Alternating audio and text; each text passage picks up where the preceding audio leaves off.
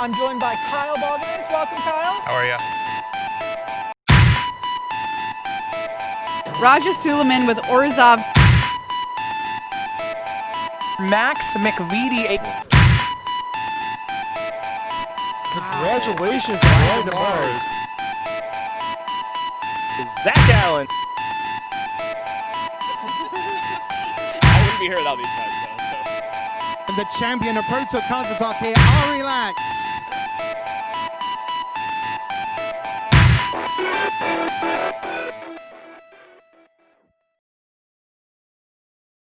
All right, welcome to RIW Hobbies in Livonia, Michigan, where we are making magic happen today.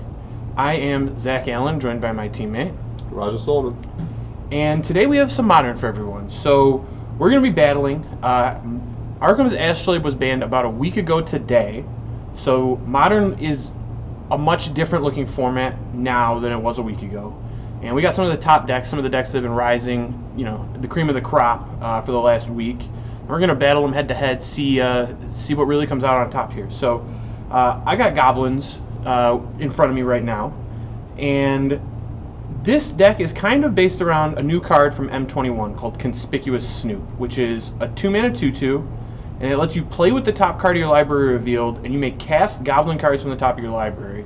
But as long as the top card of your library is a Goblin, Conspicuous Snoop has all activated abilities of that card. And what that means is, if I use Bogart Harbinger to tutor a Goblin on top of my library, I can use its activated ability right away with my Snoop. And what we do is we put Kiki Jiki on top of the library with Harbinger, and then Snoop can tap to make a copy of itself and just keep doing this. So I can make as many Snoops as I want. The problem is they're all tapped, so I need to find a way to get lethal from having a lot of tapped Snoops, and what we are going to use is Sling Gang Lieutenant, which lets you sacrifice a Goblin to drain somebody for 1, and then you would gain 1 life. This is a Thoughtseize deck, so we use Thoughtseize and Inquisition as disruption, and Aether Vial is just really good in creature decks, just historically in Modern. Any creature deck that can play Aether Vial probably should be playing it. It's super powerful. So we have 4 Aether Vials. And then the most interesting card in the deck outside of the combo is Goblin Matron, which is a 3-mana 1/1, but when it enters the battlefield, you can tutor your library for any Goblin and put it in your hand. So a lot of the times you're going to be getting combo pieces with it, either Snoop or Harbinger, but if you want to play a fair game plan, you can go get a Goblin Ringleader, which is a 4-mana 2/2 with haste, and when it enters the battlefield, you reveal the top 4 cards of your library and put all Goblin cards into your hand. So the deck kind of has this Goblin Matron tutor for combo pieces plan, and then it has this kind of side plan where you're, you know, casting Ringleaders, filling your hand with Goblins, going super wide with Sling Gangs.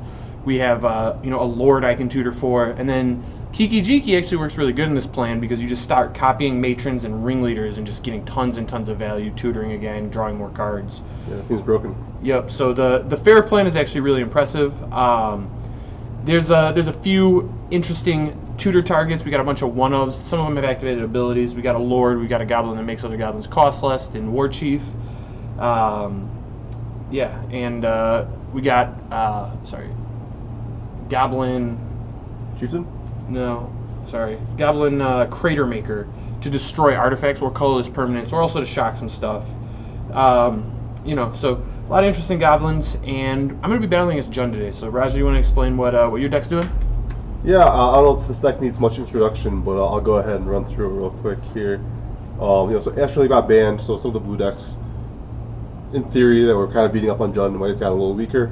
So as a result, this deck might have gotten better. Jun's been around for a while. It's got this core of early disruption, strong threats, Lily Out of the Veil, Bloodred Elf for some aggression and some value at the top. Some of the newer introductions or inclusions, I should say, is Brennan 6, and I'm playing Baron Morn and Nurturing Peatland to help, you know, create some value when you are flooding a little bit. Then we got Luris of the Dream Den, which is probably the newest inclusion in this deck. And as a result, I've added Mish's Bauble to the deck to have a, you know, recursive graveyard card draw spell essentially to loop with Luris. And then Seal of Fire is, you know, close enough to Lightning Bolt, but it powers up Tarmogoyf, but more importantly, it's a spell to cast with Luris when he's in play, which there's not too many of those effects, just removal spells from the graveyard that are permanent based. Yeah, Luris to work with. So. I mean, you can play like Deadweight or Myers Grass, but right. Seal of Fire just has been much stronger in general. For sure. So the other interesting thing, right, is you're just playing Lurrus in your main deck, right? He's not even a companion for this. Right. So yeah, Lurrus was good in Jund when he was a companion, but it turns out if you just put him in your deck, he's still really good. You know, I've kind of trimmed down on some of the other 3-drops to make room for him, but I think he's well worth the inclusion. A lot of good 2-drops and less in this deck. All the threats really. Even our Planeswalkers cost 2 in this deck, which is kind of wild. So. Yep. only good 2-mana Planeswalker ever printed. Right. I guess maybe Jace Vryn's Prodigy, but that's Sort of a Planeswalker. Yeah. So in terms of this matchup, I think one of the big things to look at is Red and 6, and it's not for the value mode; it's the pinging mode. I have a lot of X1s in this deck, so that card is really scary for me.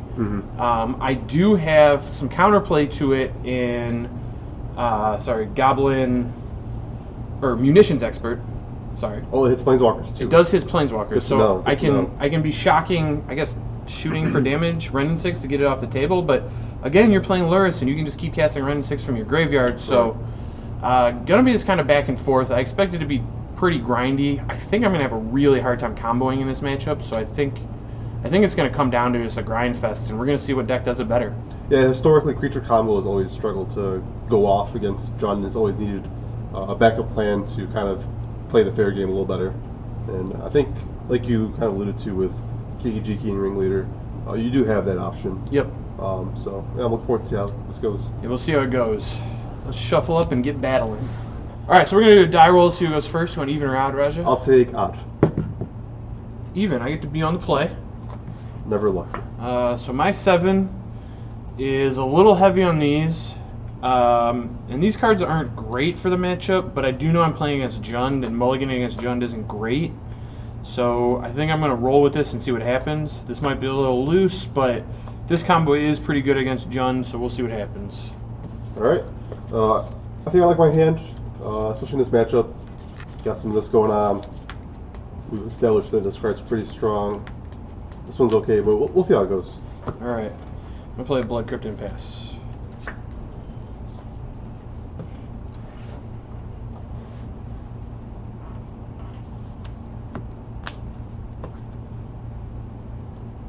Okay, I'm going to go ahead and get in Overgrown Tomb. Okay. You got the discard spells? I do. I always do. God, get out of here with that. Inquisition too? It'll be Inquisition on the discount. Alright, I got 3 more lands, a Bogart Harbinger, a Sling Gang, and a Goblin Chieftain. Alright. Well... Can't take the Sling Gang, yeah, or the lands, so it's one of these two. Yeah, Zach doesn't have a 2-drop. Well, the 2 drops right here is the Snoop. Well, of course it is. I think... So this card can go get a Ringleader, which would be unfortunate. And this is just the body.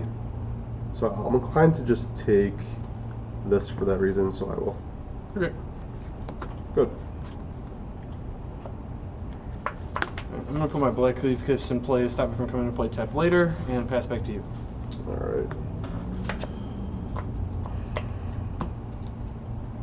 I'm going to fetch in a mountain and play Ren 6. Oh boy, it's already begun. And then I will plus my Ren 6 to return Blessing Mire to my hand and pass the turn to you. And Ren goes up to 4, right? Yep, and I go down to 16. Alright. I draw for turn. This guy. It's actually a pretty good draw, but I do think I need to be getting into this Ren and start pressuring it, so I'm going to play an Auntie's Hovel. I'm going to reveal the Goblin Chieftain you know about. Alright. So it comes into play untapped. I'm going to cast my Goblin Chieftain.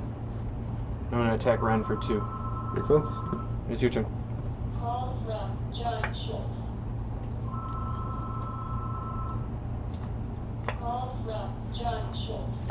Alright, I'm going to start off... Am I going to start off? Yeah, I'm not going to start off. So this makes... 1 token or 2 when it comes to play? Makes 2 1/1s. 2 1/1s. Okay. So it's 4 mana for 3 1/1s. Yikes. But with this guy in play are 2/2s, so we're gonna really be getting in there. Sounds like it. 6 hasty power. Cost 3 bodies. That's nice. That is nice. Alright, I'm gonna go ahead and...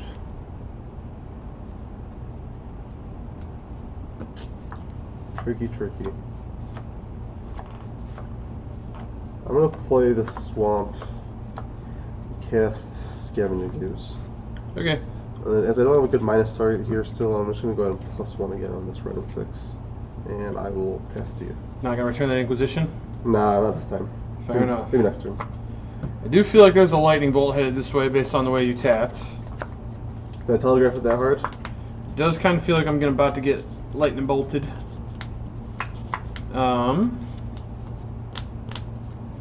Question is what I want to do with that.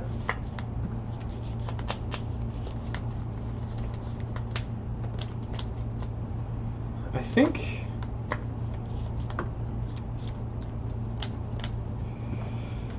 if I know that Chiefin's not getting bolted, the best play by far is to just play Sling Gang Lieutenant and attack with a bunch of stuff, and then, maybe he blocks. He probably won't. We get a good trade-off. It just feels too much to me like you have the lightning bolt, and given that, yeah, I think a huge tell for those who are watching is that I could have got the land back and fetched for a green source to activate my Scavenging Ooze. Yep. But I chose not to. Exactly. Which I think is a pretty huge tell. Exactly. So I'm gonna go ahead and play the mountain for my hand, and then I'm gonna try and get some value here. I'm gonna play a Conspicuous Snoop. It reveals the top card. I guess if it resolves. Does it resolve, Raja?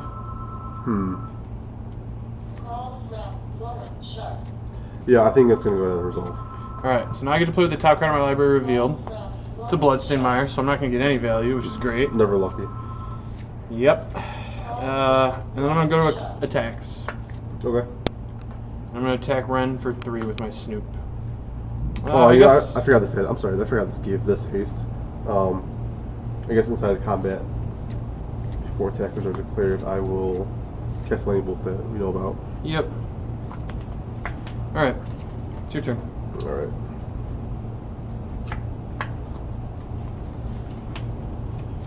I think there was an argument I was still supposed to play Sling Gang last turn just because it was more mana efficient.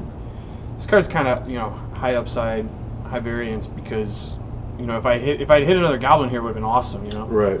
So, tough play, I guess, but yeah, it does kind of make you deal with it now because Jun does not want to see an Experimental Frenzy in play. No, it's pretty scary, and there's a chance I was supposed to just bolt the Snoop and leave the Chieftain in play, but the Chieftain combo with the Sling Gang, as you alluded to, is pretty scary. So I'm gonna go ahead and lead with an Inquisition. Okay, I had a War Chief in my hand, so that one's gone. Okay.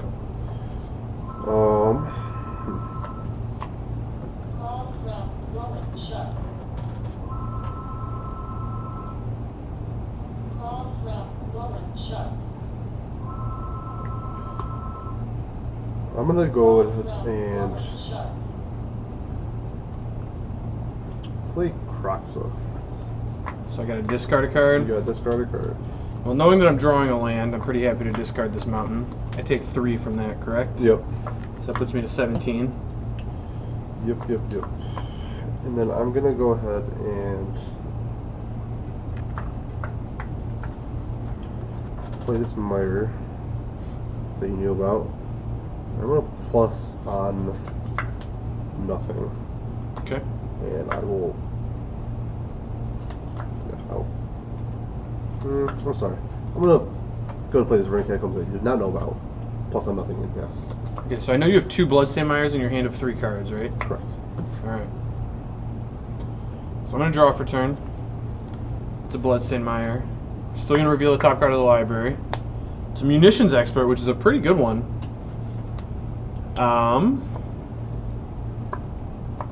I think this is a good spot to get some value. That Ren's always going to be scary. I'm going to go ahead and cast a Munitions Expert. What are you revealing? It reveals Aether Vial. Okay. The Expert resolves. Alright. I'm going to deal damage equal to Goblins to Ren and 6. I could target the Skoos, and that might be pretty nice. Unfortunately, he has an activation available. I'm only going to do 2, so it won't kill it. So starting to attack Ren's Loyalty, I think, is a good place to go. I agree. And had Zach had 2 Goblins in play, I probably would have eaten something during my turn before he had an opportunity to do this, but because I only had the 1 and I had the activation up, it was more safe to just go ahead and pass. Yep. And I'm going to play my land for turn. It's a Bloodstained Mire. I'm going to go ahead and fetch to clear the top card of my library, see if I can... So here's the spot where we want to respond, because now if Zach gets an Expert off the top, he can kill the skews. So I'll go ahead and fetch a response. Okay. So that'll take me down to 15. And because Zach might have a Unearth in his deck, I should probably be more selective about what I target here. I think the scariest card here is probably still the Harbinger. Harbinger, just because it's good with the Snoop. Yeah, if I Which had, is off. I mean, you know I don't have the Unearth, but if I did, I could combo you right now. So Right. it makes sense to hit that. So this will put me back up to 16 and put a counter on my scavenging use. Alright, I'm gonna get to fetch here. I'm gonna get a swamp just because I already have a lot of red sources. I don't really need a 5th red source. It's not bad to have, but getting the swamp can be nice. It's also pain-free, so I'll stay at 16, get that untapped mana. My mana situation's already really good, so definitely want to get a basic here and prioritize some untapped mana. For sure. I already got three red-black duels, so not really worried about that. And then we're gonna reveal the top card again with Snoop. Got a Matron. That's a pretty good one. So a really good one. So I'm gonna go ahead and cast it. And you see Snoop doing a lot of work here. Like, you know, this card is in the deck because it's a combo card and it gives you that fast, you know, turn 3 kill that modern decks kind of need to have. But you know, I'm playing against Jund right now and just outvaluing him with my 2-drop, which is really powerful. You know. Right. All right. When Matron enters the battlefield, I get to tutor for any creature or any goblin in my deck. And I think the best one is still just going to be Ringleader, although I can get a Harbinger and put a lot of pressure on you to beat this combo. And given that I have a Snoop in play, the Harbinger is almost another Matron, which isn't a bad thing to get, because if the Snoop stays in play, it doesn't make sense, because I would just combo and kill you. Yeah, I think I'm protected against Liliana of the Veil. Raja could have killed this last turn and didn't. And it makes me think that he doesn't have a good way to kill it as of right now because, you know, he's letting me get a ton of value off of it so far. So I think I am going to get the Harbinger, put that in my hand, shuffle up, and then reveal the top card of my library. It is a Blackleaf Cliffs. So I don't really have good attacks here, so I'm just going to pass the turn to you. All right. And I'm pretty protected from Liliana of the Veil. You kind of need spot removal here. Yeah. Jund is full of it, so I won't be surprised if you do hit, but I'm at least putting you to the test, you know? For sure, yeah.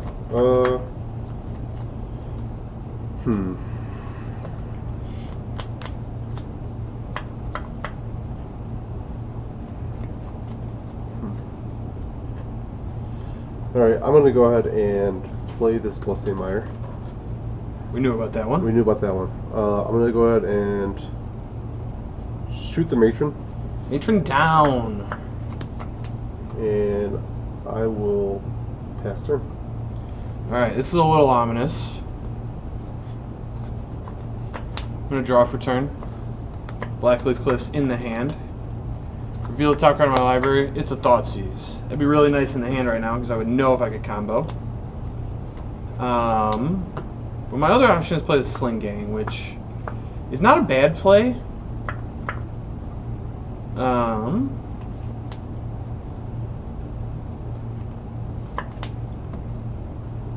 But I do think I'm just going to play the Harbinger here. I think that's a slightly better play.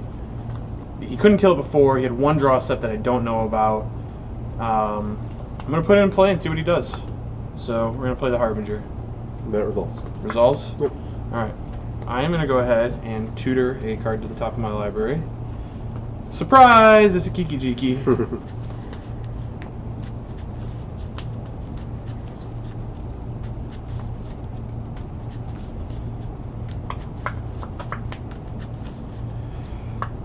Alright, I got Kiki Jiki on top of my library. The Snoop can make a lot of copies. I do need to decide if I should go for it now. Now, this could all be broken up by a lightning bolt, which would be pretty bad for me. I'm going to go ahead and play this tap while I'm thinking about it, because that's going to happen anyway. So, this is if I went for it now and Raja just has a lightning bolt or a fatal push or a Kolaghan's command, all of that's going to get it's all going to get broken up. What I can do is just pass and put him to the test, make him blink first, see what he does. The awkward thing is it gives him another draw step, but I think in this scenario that's fine. So I'm going to go ahead and pass to you. Okay. during your end step, I'm going to eat your Matron. Matron's gone. With the 17. And I'll go ahead and eat your Chieftain. Chieftain's gone. I'll go to 18.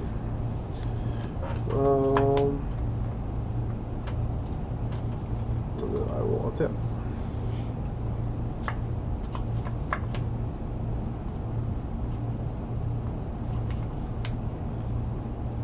So now we're still in the staring contest. It might have been wrong for me to wait. You know, I don't know his hand.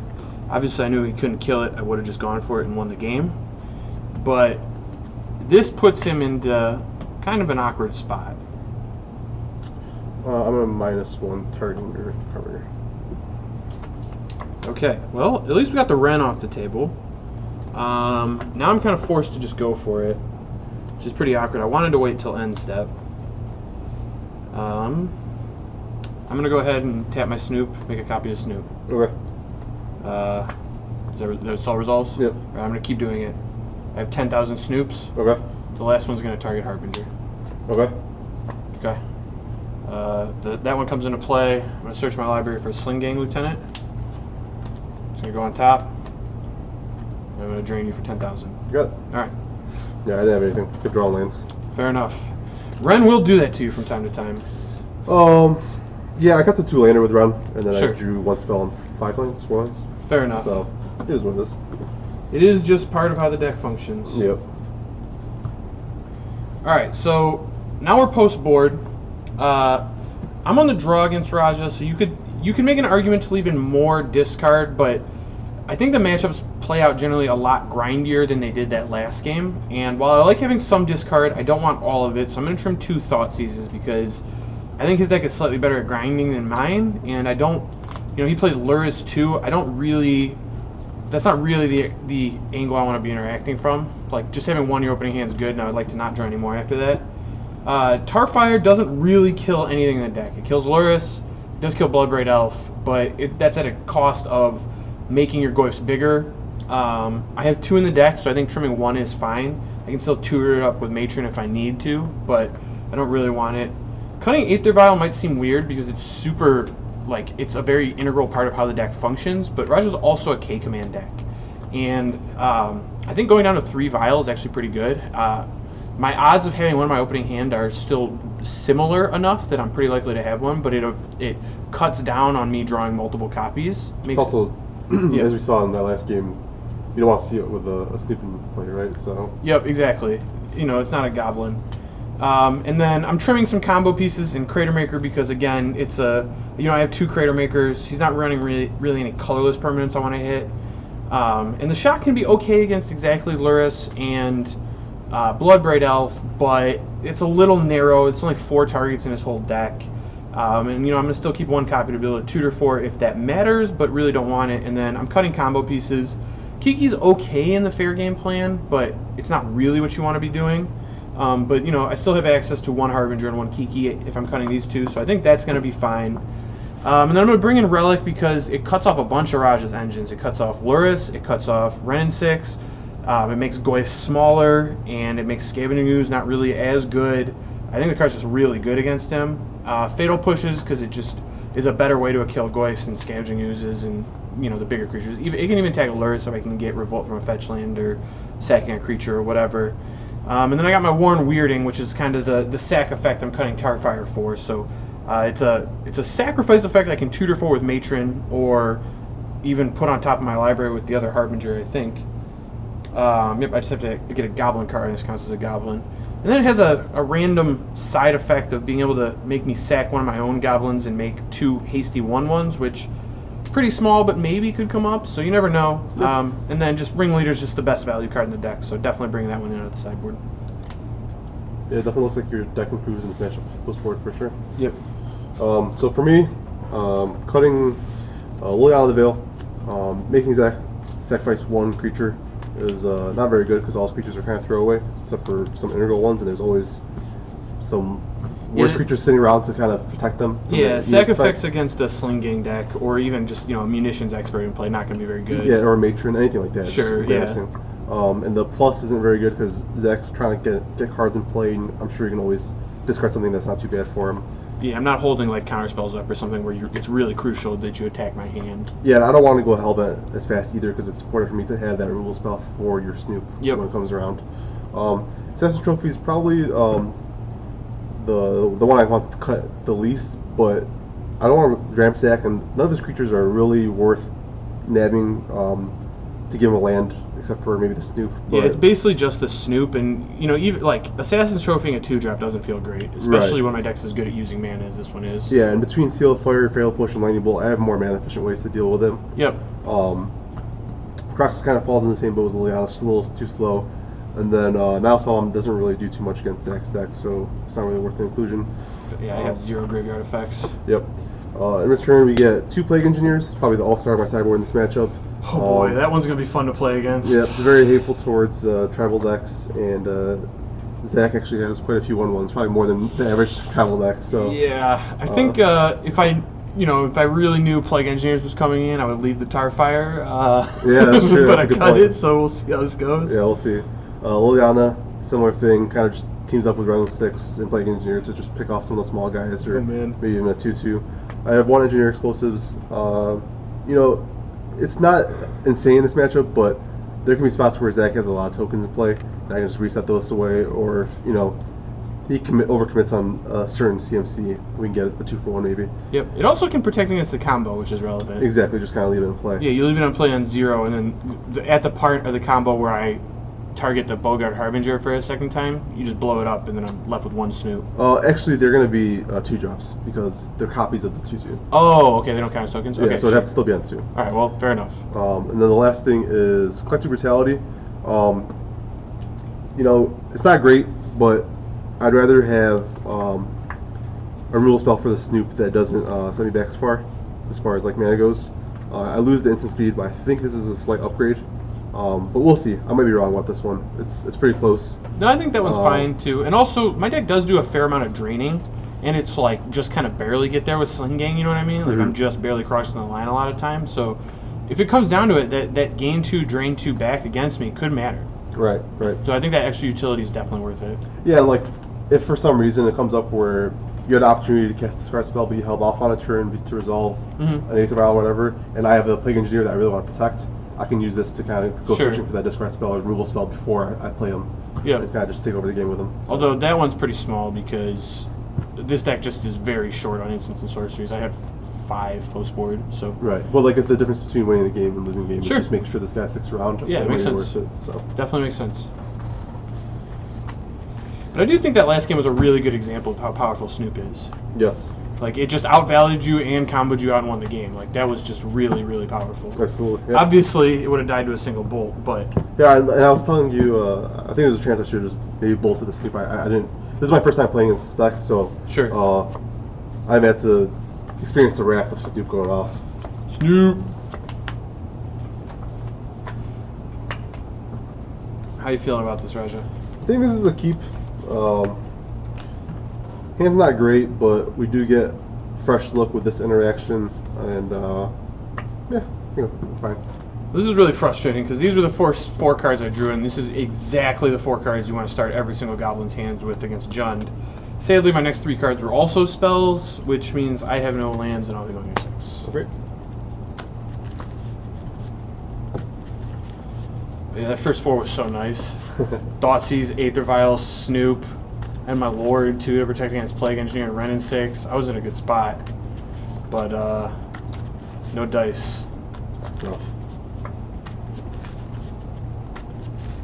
This deck is really resource intensive, too. It doesn't have a good way to, like, draw lands, so you want lands. Aether Vial can take a little bit, so... Mulliganing is really punishing for this deck. It's not a deck that wants to mulligan. A lot of decks in Modern don't care, but this has felt like one that... you are playing 1-for-1 discard too. Like, you don't really want to be mulliganing very much. It's kind of surprising just because, like, between the matrons and the ringleaders, it feels like you should be able to recruit that card pretty easily. Well, so the thing is Snoop lets you draw cards off top. Yeah, so the thing is with the deck is it is good at generating value, but it doesn't generate like value in its mana very well. So outside of Aether Vial, I can't draw, like, Snoop doesn't work with lands. The guy, Ringleader doesn't work with lands, so I really want to be able to hit my land drops, which is tough. Which, right. I've seen lists play 21, 22 lands. I think 23 is right. I've even wanted to go to 24 a couple times, Aether Vial kind of conflicts with that because then you're at like 28 mana sources without a good way to mitigate Flood necessarily. But, you know, I think having a good start to your mana is really important in this deck. Fair enough.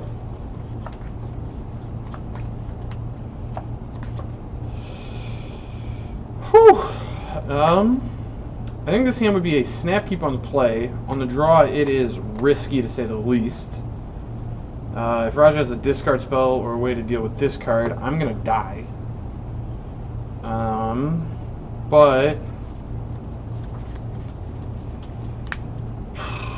I got a really good card in the matchup. I'm protected. Yeah, this one's tough. I think because I have this and this, both mana, like ways to use mana, and I'm on the draw so I can maybe hit some land drops, I'm going to keep, and I'm going to go ahead and bottom this one because I think it's the worst card in my hand. Alright. I will lead off with the Mishra's Bauble. Yep. I will sacrifice a target myself. Okay. That is interesting. Is it a good one? It's something.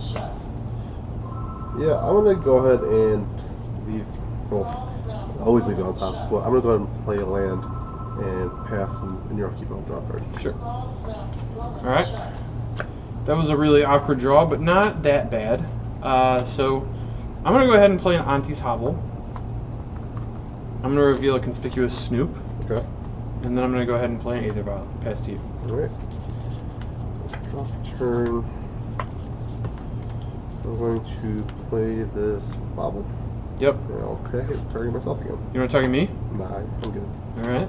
Alright, so we see this card there. So because of that, I'm going to go ahead and play a fetch land and fetch. Didn't like that one? Nah, not a fan. Fair enough.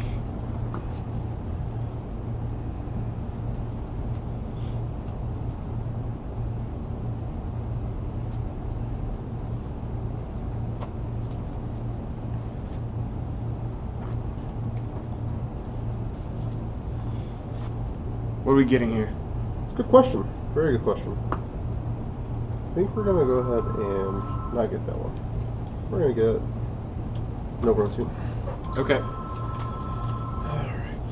And with that tomb, I'm going to cast an Inquisition of Kozilek. Inquisition of Kozilek? Yes, sir. Alright. This would have been a lot better for you last turn. I'm but sure it would have. as it happens, I drew a second Aether Vial for the turn. So I was really scared of getting the Aether Vial taken, but we got it in play now. Yeah, so I don't think... There is definitely an argument to taking the second vial. Just because the Ringleader can refuel and then just have you keep emptying your hand pretty fast. I'm also very tempted to just kind of go after your threats. Just because that Ringleader is kind of far away from you being able to put it in play. Yeah, I mean, it's at least 4 turns from happening. Right. Or 3 turns if the next 3 cards are exactly lands, but that's pretty unlikely. You know, I just can't let you just have all spells and put a vial in play, though, unfortunately. So I'm going to still take the vial. Okay. And I'll play Seal of Fire, and I'll pass to you. The Snoop doesn't look long for this world. Alright, in my upkeep, I'm going to put a counter on Aether Vial. Yep, and I will draw a card. Draw for turn. And then I'm going to go ahead and pass back to you. With the Tar Fire at the ready. Alright, for the 3rd consecutive turn, I will play a Mishra's Bauble and Bauble myself. Man, you were really going ham over there with baubles. Yep, I am. I will play a Mire. Did we like the top card? We did not. Alright. I'll go ahead and fetch it again. We shocking here? No. Basic? We're actually just going to get a tapped shock land. Okay, no swamp. No swamp. Man, swamp's looking nice over there, though. And I'm just going to pass back to Zach again. Alright. Go ahead and draw for your Bauble. In my upkeep, I'm going to put another counter on Vial. It goes up to 2. Draw for turn. It's not a bad one. It's not great either, but not bad. I'm going to play a Relic of Progenitus. Okay. And I'm going to immediately tap and make you exile something. Okay, I will go for a land. Then I'll pass to you. Alright. Draw.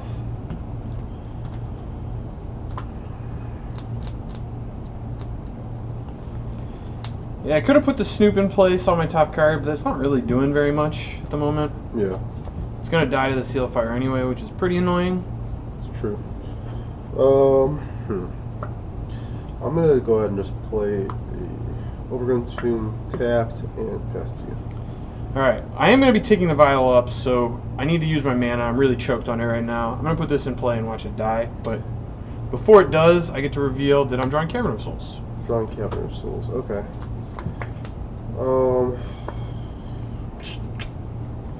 Yeah, I will go ahead and cast this Cooldown's Command.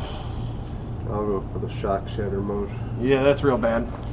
Even though Zach's drawing a land, he's still kind of far behind here, so I don't mind going for the Vial. That's really bad. Alright, well, I'm going to draw this Cavern of Souls. I'm going to play it and name Goblin. Okay. And then, you know, I can target you, but it's not really going to hit anything that matters in this scenario. So I think it's better to just start eating my creatures because of Scavenging Ooze and Goyf. So I'm going to get rid of this Conspicuous Snoop and pass to you. Okay.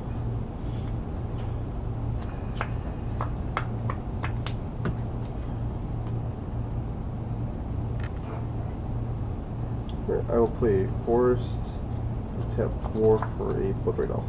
Alright, what are we cascading into? Cascade trigger, Cooldown's Command again. Okay. This is not great. I'm very tempted to actually go after the Relic here just because it's just looming hate towards my Lurrus, Goyf, Scavenging Ooze. And as I'm not going to get a 2-for-1 otherwise, it's not going to be 2-for-1 because you're going to crack your response, but at the very least, it's probably better than just dealing you 2 damage, and these are the only options, so I guess I'll do Shatter and have you discard a card. Alright, I'm going to respond by cracking the Relic. Okay. So these get exiled. Exile all the graveyards currently. I get to draw a card. And then War Chief would be really good outside of the fact that he has a kill spell in play. And of the cards in my hand, I think it's the worst one, also the most vulnerable, so I'm going to go ahead and discard that. Okay. So the command goes to the graveyard afterwards, and then this goes on. There's the still on stack. Yep. Resolves. And I'll go ahead and attack, and looks like it's going to get Starfired. You know, I don't really want to tie fire this. I would much rather save it and just play out other stuff and block and trade because they're just better. Like Lurrus and Plague Engineer are much better targets. But I'm so choked on mana right now, I'm not really going to be able to hold this up. So I think I am going to just do this and kind of preserve my life total so I can try to draw some lands. Makes sense. Alright, good. Alright, draw step, land. It is a land. That's really good. It's an Auntie's Hovel. I'm going to play Auntie's Hovel and I'm going to reveal Goblin Matron. Then I'm going to go ahead and cast Goblin Matron. Alright. And then with my tutor, a lot of good stuff I could get here. I could get a removal spell and munitions expert. I could get a Snoop for some value. I could go ahead and get another ringleader to, you know, just keep the value train rolling. But I am short on lands. Yeah, if you get the ringleader, you just can't play either ringleader next turn, right? Yeah, I mean it protects this. Like if you have a Thoughtseize, it like just makes sure I get to ringleader. But yeah, I'd have to draw the Thoughtseize though, because obviously if I had one last turn, I would just. You would have done it, yeah. But still, I mean, worth considering. Yeah, I agree. But I think here what I want to do is I'm just going to get a Crater Maker. It's my best way to protect against a Plague Engineer right now. I'm a little scared of it. A lot of other stuff could be 1/1s, and I think just having it access to it's going to be pretty good. So I'm going to play that and pass. Makes sense. Alright.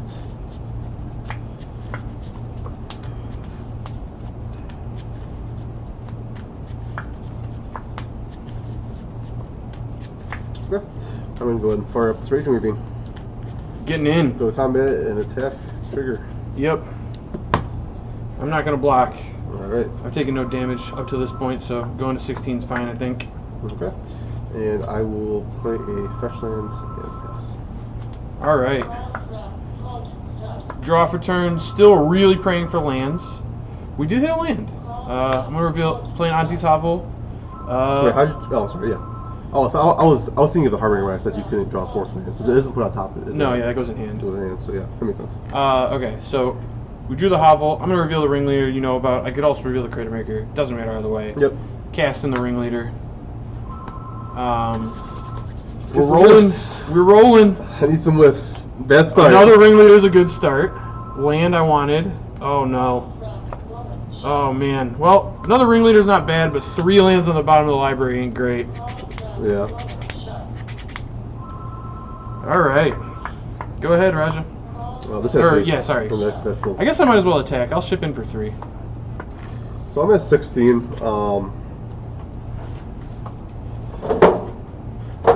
Obviously, we want to save Seal of Fire for his premium threats, but I think this is enough damage that I'm willing to spare my Seal of Fire to keep my life total healthy. So yeah, I'll go ahead and Seal Fire the ringleader. It's also in a. I mean, you're a Lurrus deck, so you can get it back if you need it later. Exactly. Not a bad place for it to be. So you're gonna take 1.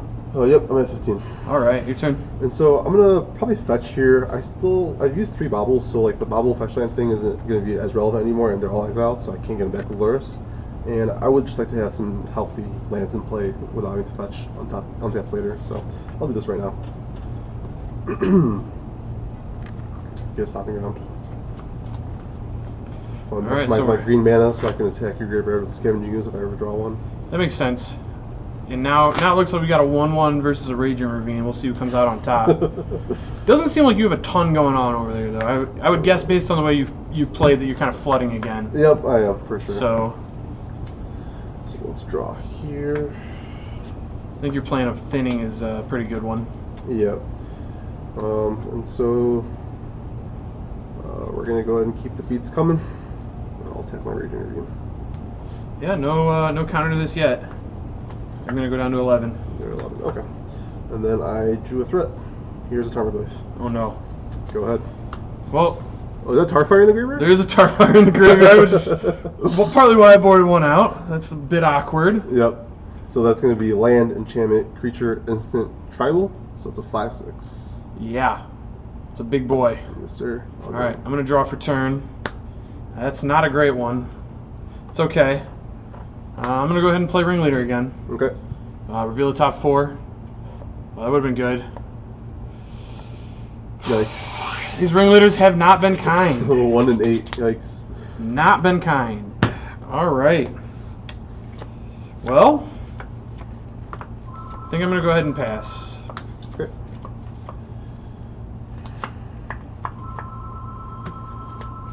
All right. Well, I will go ahead and make this Raging Ravine. Keep it He's coming. in play. And I guess it's probably best to do like this. Attack, trigger. Keep the pressure on. I think this is actually lethal too, so. Yeah, I'm gonna have to block. He's a 5/7. It's a 5/7. So it's better to block the 6 power guy, so I'll block there. Okay. So you're gonna Take 5, I go down to 6. Oh, you know what? I outsmarted myself here. I'm gonna go ahead and cast post-combat Inquisition. I should have cast this. I forgot there was no sorcery. I was trying to make you make decisions before you lost a card from your hand. Sure. But I would have given my Goyf an extra point of power, but it's fine. Alright. You can hit a Matron or a Crater Maker. Okay. Well, we'd like to hit the Sling Gang, but that's not an option. I think it's a pretty clear Matron. Your Sling Gang doesn't do, or your Crater Maker doesn't do too much on this board right now, so Matron might be able to let you get back in this game. Yep. And yeah, this goes up to 6. You'll leave a point on the board, unfortunately, but it happens. Good. Alright. I'm going to draw. Still not a land. It was a Goblin, which would have been great to just hit off the Ringleader, but I'm going to have to play Sling Gang. I'm getting low that I'm kind of in chump and drain territory. Yeah, I think I might respond here.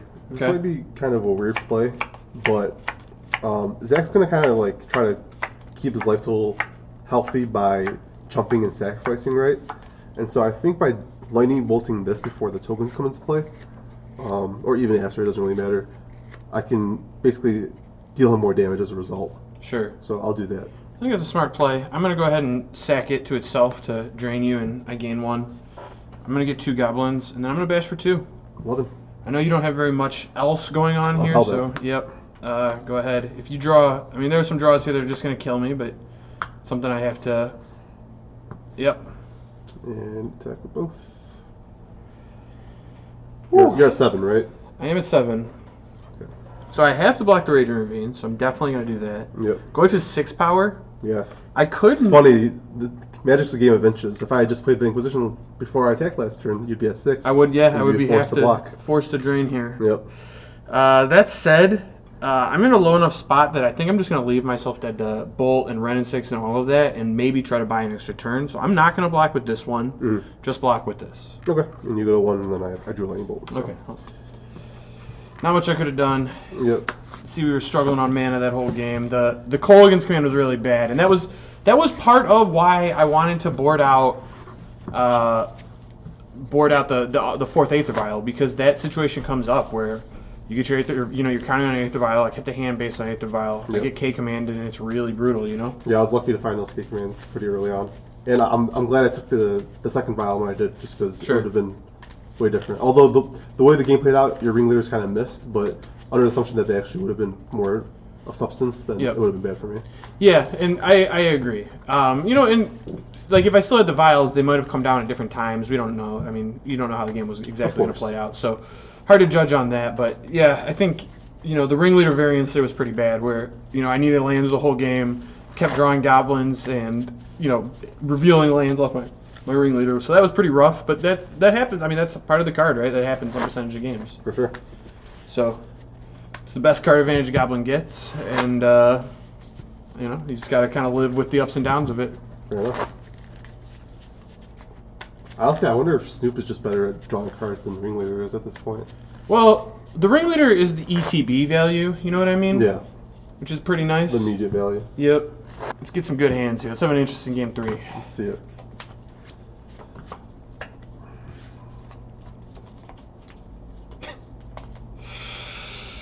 Oh, man.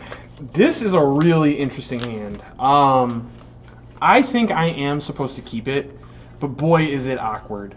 I have this, which makes me want to keep it, and I have this to protect this, especially this. So this is going to be a viable plan. I'm missing this, but this is going to be good in the game plan too, so I think this is a keep and just kind of hope I draw well. I don't know Mulligan. This hand is really, really close. Any hand that starts like this is pretty good against creature-based decks. The Ren and 6 can undo the fact that I don't have lands, but it really puts a lot of pressure on me to draw one the next 2 turns. And if I don't, Zach might just go off and kill me. I have Disruption, obviously, but like... Well, and also, if, I thought Seize your Ren and 6, or Inquisition your Ren and 6, this hand is just going to, fumble around unless you just go land. Absolutely, yeah. So I think this is a ship, unfortunately. It's really close as far as one-landers go. I would also, I think if that one land was a fetch land, I would be closer to keeping it. Yeah, that's what I was thinking too. Not being a fetch land, I think you gotta ship that. Yeah. The other thing too is just mulliganing when you have really, really high impact cards in a matchup is usually a pretty good idea. Yeah, we haven't seen one of them yet, so it would be nice to open up on one. You got some insane ones you can draw. Plague Engineer is really strong. Liliana Last Hope really strong. Ren and 6 again. Like you had Ren in that one, and it's really strong, but. Yeah, I mean, you get more looks at them. Where one you can for sure cast. 2 lands and a Ren and 6 is going to be better than that hand a lot of the time. Right. Okay, this hand's a keep for sure. Question is, what do I ship? I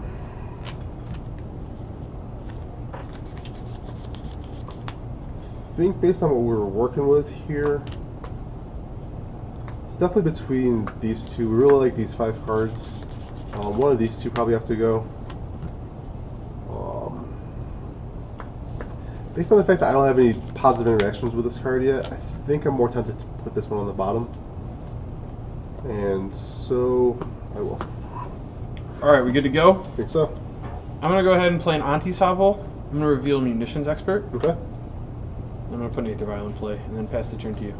Alright.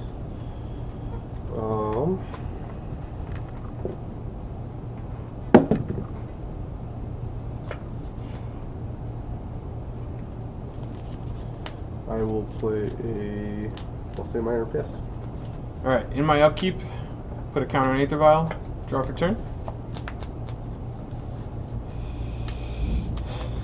I'm going to go ahead and cast a Thoughtseize. It's pretty good. Down to 18.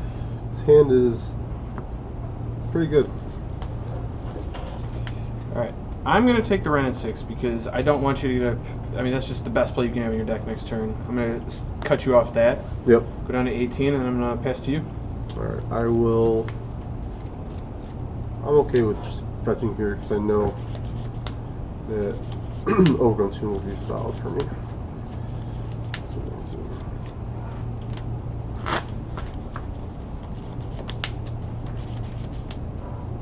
So Zach missed his land drop, but he's got that vial going, which is really scary. Yeah, I kept a 1-lander with the vial, which it might be too risky against the K-Command deck, but given that I had the Thoughtseize to protect it, I think it was a reasonable thing to do. Seems fair.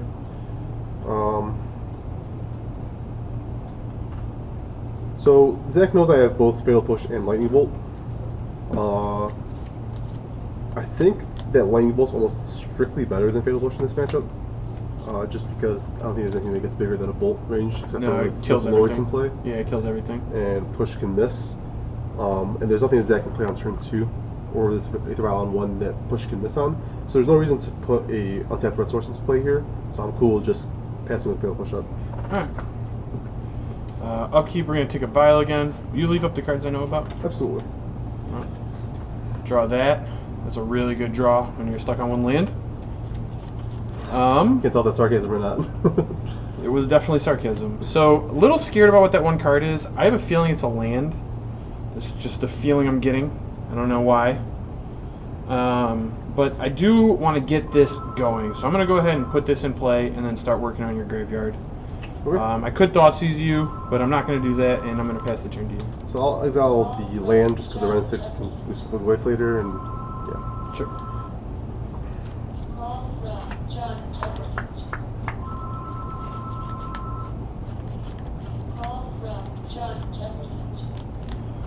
Alright, I'm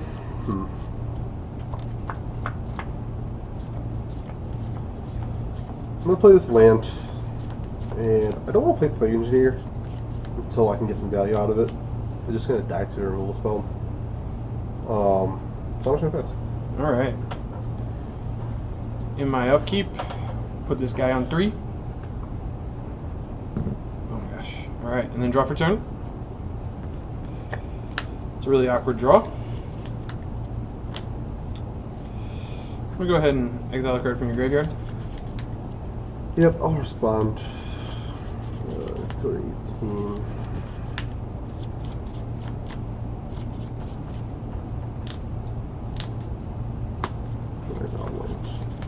Alright, and then I'm going to cast another Thoughtseize. Okay. I have a Mountain. Alright, so I'm definitely going to take the Bloodbraid Elf. It's the value engine in the hand. I'm going to get that out of there. Yep, that's pretty unfortunate for me. And then I'm going to go ahead and pass. Yeah, so this isn't looking very good. Zach slowly building up his vial and taking away my proactive threats, and I'm just kind of sitting here with reactive cards, and Zach isn't putting cards in play. So we really need to find something that does something. Alright. Mountain, go. Alright, we're going to continue the ascent. It's kind of awkward to take this up to 4, but I just might need the mana. Draw for turn, praying for a land. We did finally hit. I'm going to go ahead and make you exile a card from your graveyard. Slowly attacking it.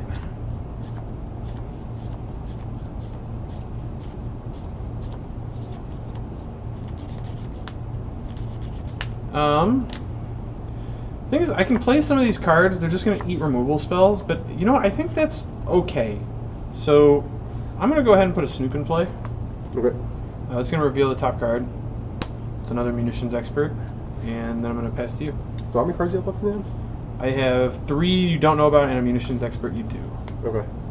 Yeah, I'm not going to wait on this. I'm just going to go ahead and fire off this Fatal Push. Snoop is dead. Goodbye, Snoop main. Alright, let's see what Zach's got in there.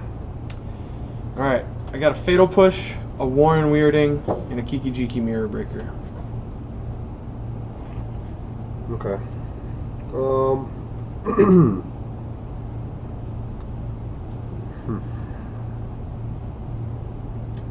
Very tricky. So obviously he's got 2 different ways to deal with a Plague Engineer. Right now the Expert's not really doing it.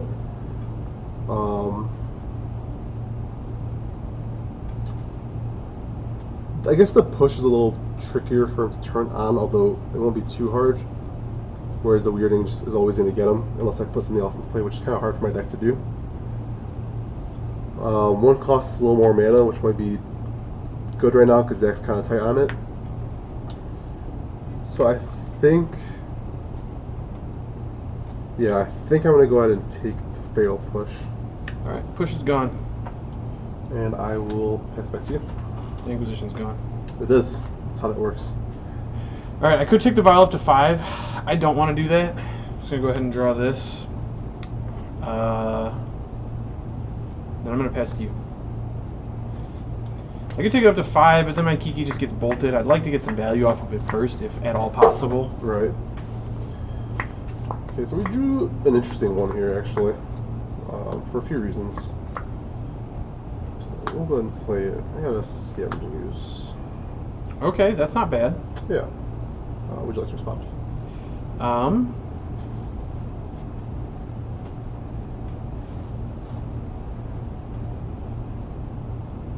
Yeah, I think I will. I'm just going to pop the Relic. I need to do this at some point anyway. Yeah, I think that's a right play. You need the card. I need the lands. I don't want you to be able to get some value off of it. So yeah, I'm just going to do that. Alright. And I will pass. Alright. I'm going to draw for turn. We are finally making real progress. Sounds like a ringleader to me. Not a ringleader. But it's a land. We got a land. Okay. I'm going to go ahead and just cast a Snoop. Okay. Reveal the top card of my library. It's another land. So I'm going to go ahead and just pass. I would like to draw that land.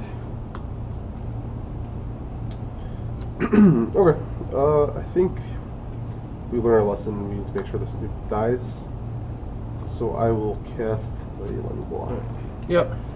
And now we can start eating with the Scavenging Use. So it's a 19. And puts a counter on the use. And I'll tap.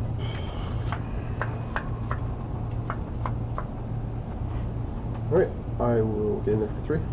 Yep, I'll take 3. I'm going to go down to 15. And kind of like what we talked about earlier, now that we have a little bit more insurance against the weirding, we can go ahead and play this Plague Engineer. Nothing in his hand really deals with it right now. And then I'll pass. Alright, so this is kind of an awkward spot for me. Obviously I'm going to name Goblin in case you're wondering. This is kind of an awkward spot for me because I want to draw the lands, but also my deck's just not, like, it just isn't really going to answer what's on board. But I still think it's right to draw the land just because I need to be able to cast my stuff. So I'm going to draw this. Oh, sorry. I'm going to go to my upkeep. I'm going to take this up to 5 now because I can cast stuff that costs 4 or less. I'm going to go ahead and draw this. I'll play it for turn, and then I am going to go ahead and cast the Warren Weirding. Make you sack something. Yeah, and I think we still prefer the Plague Engineer to the Excuse, so I will do that. Alright, I'll pass to you.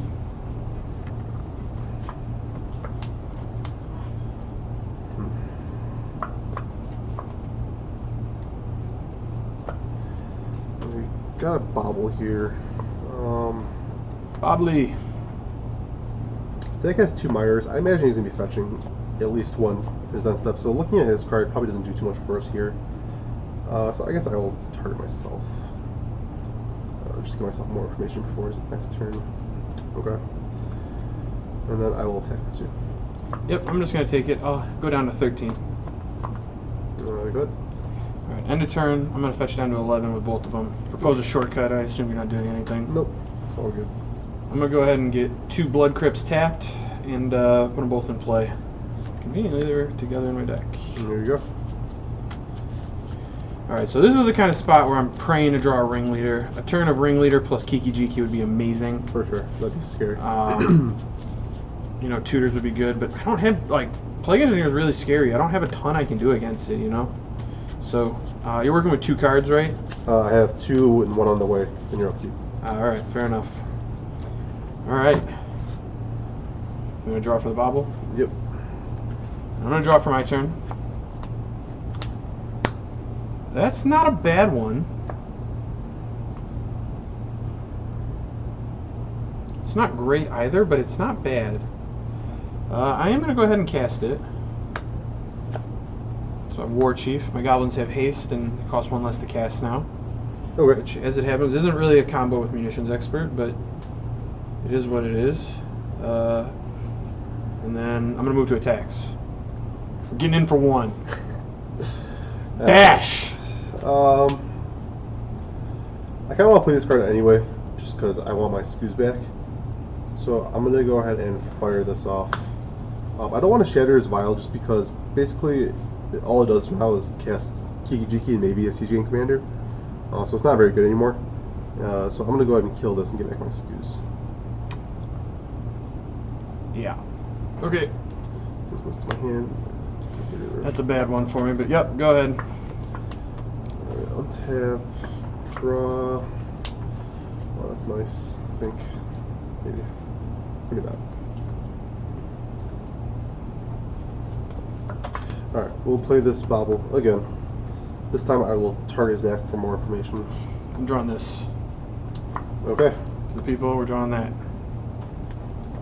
That is interesting for sure. So let's think about what Zach can do with this turn.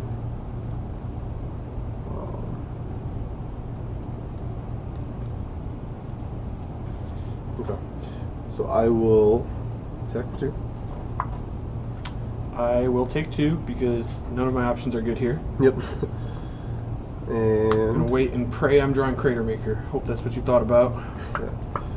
And I will play Scavengers. Scoos! And past turn, I will draw a card. Alright, draw. Nice one, huh? That is a good one, actually. Yeah. Yeah. Not too mad about that. No, I wouldn't be either. Alright, I'm gonna go ahead and cast it. Yep. Trigger. Okay. This looks familiar. Yep.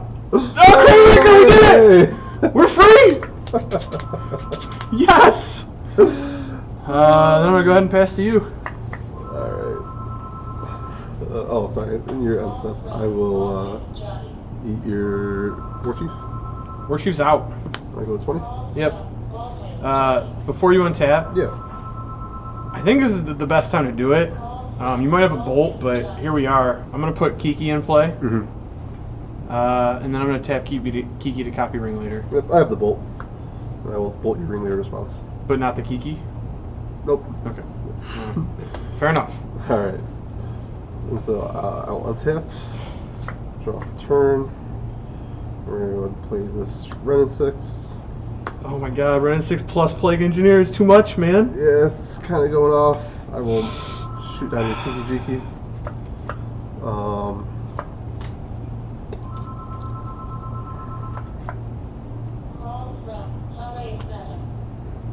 We're going to go ahead and play Burning Catacombs. Okay. Fresh down to 19. Get a forest. And keep eating up some creatures with my skews to keep the pressure on. They're dead. They're gone, I guess. So this goes to 3. I go to 21. Go 1 right here. And I will attack you for 7. Yep, I go to 2. Not really feeling like I have very many outs here. Yeah, I'm not sure if you do either. Good. Alright, draw. Drew a land. What can I do here to stay alive? I'm thinking my options just don't really have a thing for this. I could stay alive through this if that wasn't a removal spell, which it almost assuredly is, but it's dead to the Renin 6. If I had 6 mana, I could play Crater Maker, and I need 7 mana. I could play Crater Maker and then use 2 Munitions Expert to kill the Ren. Yeah, Munitions Expert's just really bad against Plague Engineer. I just don't have anything I can do here. I'm just dead on board, and with these, you know, it's just not gonna work. All right, Well, I think you got me. yeah, I don't think you're dead yet, though, right? Like you can. I am dead. How so? Because I'm just gonna die to the Scoos. What am I supposed to do? Oh, I guess. You can flash it. So either you can go this, pop. Yeah, this, okay, and you're flash right. this in combat. You're right. Or if you really want, there's actually a chance your play here is just play this and pass. Yeah, and no, then, you're right. That is the play. Yeah, okay. This actually will keep me alive. Okay, I'll pass. Yes, this keeps you alive. Okay. My 1/1 Crater Maker. Maybe it keeps me alive. Unclear. Alright, so I don't think... So if I shoot this here, it just forces your action here, and then you'll jump here. Although, if I don't do that, you block here, and then before damage shoot this, and you're not taking any damage this turn without having to use your Munitions experts, yeah. So it's actually... I'm actually incentivized to do this way. So I'll go shoot. Yep, I'm going to respond and kill the Plague Engineer. Okay. And then I will attack my lethal scavenging use. I'll cast a Munitions Expert. Yep. 1 damage to run. And it's down. Go to blocks. Yep, block's fine. Okay. I am shocked I got to block, but here we are. And then I'll Inquisition your last year expert away. And... Don't play Raging Ravine. Play a land. Good. Alright, so we have some outs here. A Fatal Push would be really good. Any chump blocker kind of keeps me in the game. Yep. Let's draw something good. Alright, we drew a Blood Crypt. Needed lands all game and then had that anticlimactic ending. Very good. I'll shock and take 2. The non-coward's way out.